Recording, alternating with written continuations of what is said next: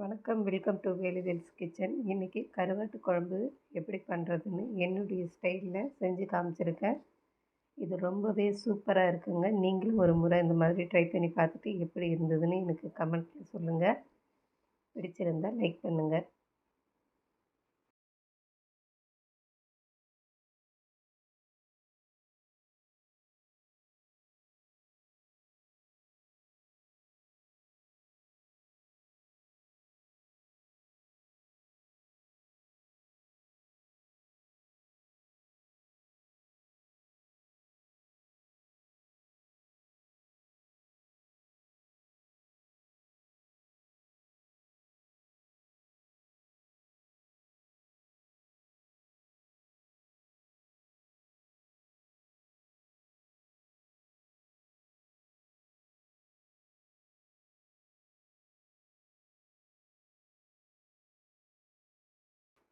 தனி மிளகாய் தூள் சேர்க்குறது இருந்தால் நீங்கள் சேர்த்துக்கலாம்.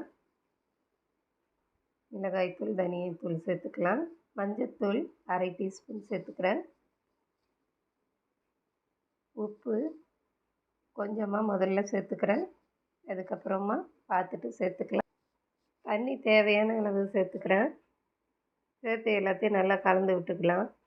கலந்து விட்டுட்டு இப்போ தனி மிளகாய்த்தூள் 1 டீஸ்பூன் சேர்த்துக்கிறேன் காரத்துக்காக.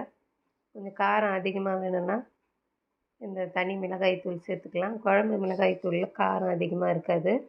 மொச்சை பயிறு நைட்டே ஊற வச்சுட்டேன். அதை வேக வச்சு வச்சுருக்கேன் குக்கரில் 5 விசில் விட்டு. அதை இதில் சேர்த்துக்கிறேன்.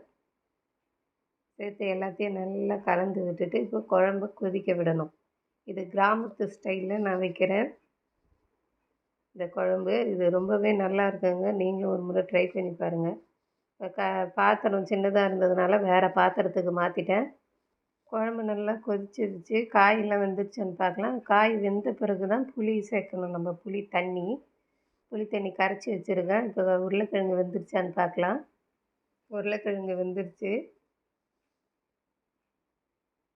நல்லா வெந்துருச்சு உருளைக்கிழங்கு. இப்போ புளியை சேர்த்துக்கலாம். புளி தண்ணி கரைச்சி வச்சுருக்கேன். ஒரு எலுமிச்சம்பழம் அளவு புளியை எடுத்து அதை கரைச்சி வச்சுருக்கேன். அதை இதில் சேர்த்துக்கிறேன்.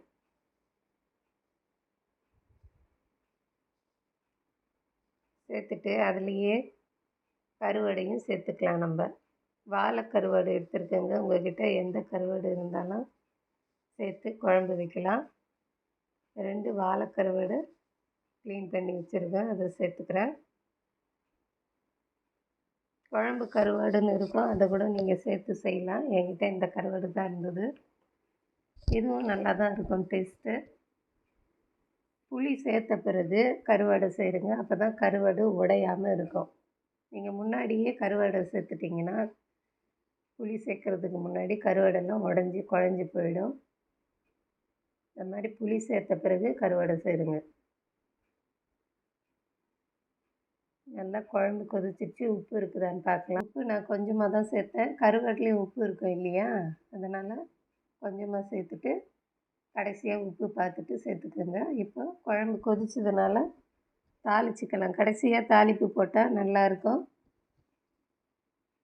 2 டீஸ்பூன் எண்ணெய் சேர்த்துருக்கேன். கடுகு 1 டீஸ்பூன், வெந்தயம் அரை டீஸ்பூன் சேர்த்து நல்லா பொரிஞ்சு வந்தோடனே வெங்காயம் சேர்த்துக்கிறேன். கருவேப்பிலை கொஞ்சமாக சேர்த்து நல்லா வெங்காயம் வதங்கி வரணும். நல்லா ப்ரௌன் கலரில் வதங்கணும் வெங்காயம். அப்போ தான் நம்ம குழம்பு ஊற்றி சாப்பிடும்போது அந்த வெங்காயம் நல்லா வாசனையாக இருக்கும். நான் சொல்கிற டிப்ஸ் எல்லாம் நீங்கள் கொஞ்சம் ஒரு தடவை ட்ரை பண்ணி பாருங்கள். இப்போ நல்லா வதங்கிடுச்சு பாருங்கள் வெங்காயம். நல்லா தீஞ்சு கொஞ்சம் வதங்கின பிறகு இந்த குழம்புல சேர்த்துக்கலாம்.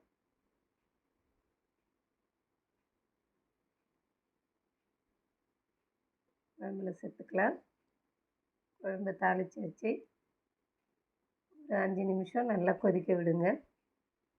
தாளிச்சிட்டு குழம்ப சூப்பராக ரெடி ஆகிடுச்சு. இப்போ குழம்பு தண்ணியாக இருக்க மாதிரி தான் இருக்கும். நேரம் ஆக ஆக கெட்டியாக ஆகிடுங்க. கருவாட்டு குழம்பு சூப்பராக ரெடி ஆகிடுச்சு. கொத்தமல்லி போட்டு இறக்கிட வேண்டியது தான். நீங்களும் ஒரு முறை இந்த மாதிரி ட்ரை பண்ணி பார்த்துட்டு எப்படி இருந்ததுன்னு எனக்கு கமெண்ட் பண்ணி பிடிச்சிருந்தால் லைக் பண்ணுங்கள், மறக்காமல் சப்ஸ்கிரைப் பண்ணுங்கள். புதுசாக பார்க்குற நண்பர்கள் மறக்காமல் சப்ஸ்கிரைப் பண்ணுங்கள். தேங்க்யூ.